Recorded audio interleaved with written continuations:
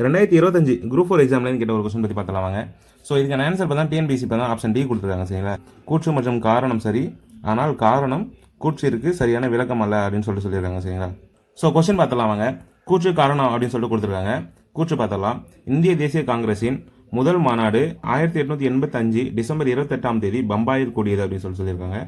காரணம் பாருங்க, தமிழ்நாட்டு பகுதியிலிருந்து 21 பேர் கலந்து கொண்டனர் அப்படின்னு சொல்லியிருக்காங்க சரிங்களா.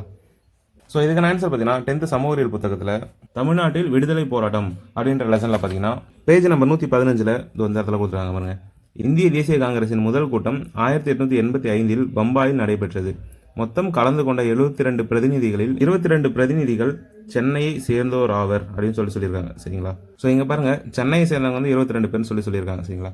அப்போ சென்னை மாகாணம் அப்படின்றது பார்த்தீங்கன்னா தமிழ்நாடு, கர்நாடகா, ஆந்திரா, அப்புறம் கேரளா, ஸோ எல்லாத்தையும் சேர்ந்தது தான் சரிங்களா. இதில் வந்து தமிழ்நாட்டு மட்டும் கொடுத்துருக்காங்க.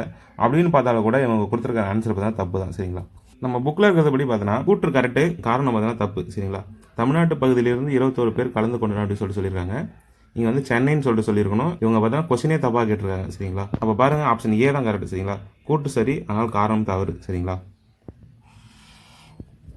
ஸோ இந்த மாதிரி டிஎன்பிசி ரிட்டர்ன் வீடியோ தெரிஞ்சுக்க நம்மளோட சேனலை மறக்காம சப்ஸ்கிரைப் பண்ணுங்கள். அதே போல் இந்த வீடியோ பிடிச்சா மறக்காம லைக் பண்ணிக்கோங்க. இதே போல் ஒரு நல்ல வீடியோவில் நெக்ஸ்ட் பார்க்கலாம். டாடா பாய்.